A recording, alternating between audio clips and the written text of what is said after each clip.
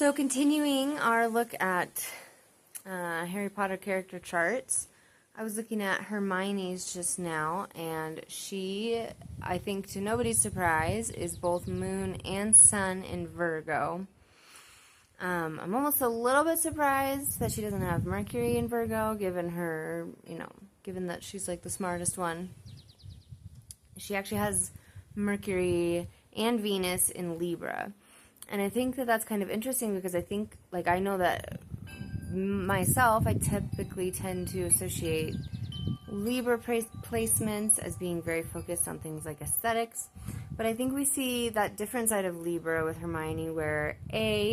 she's kind of the mediator, the peacemaker of the group, right? She's not very quick to, she's not as quick to anger as Harry and Ron, although it is interesting because she has Mars in Cancer, and Mars in Cancer tends to be a very defensive placement, and I think we see that where the times when she gets the most angry and she does lash out are when she is defending somebody else, and that can be very Mars in Cancer. And so between that Mars in Cancer and those Libra placements, it's like she doesn't tend to get very reactive when people come at her specifically, unless they really take it way too far, right? Obviously, and that's again kind of very Mars in Cancer, where you're kind of and I have Mars in Cancer, so I know this, where you're fine with it, fine with it, fine with it, fine with it, and then finally, you just finally have had enough and you snap, and then continuing with thinking about Libra.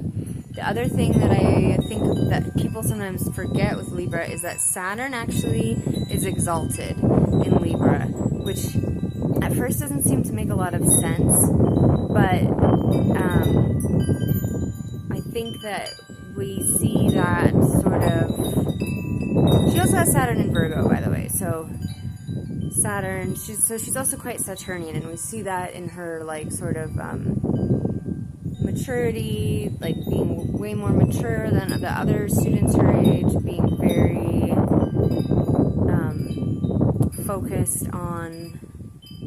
sort of approval from adults rather than peers.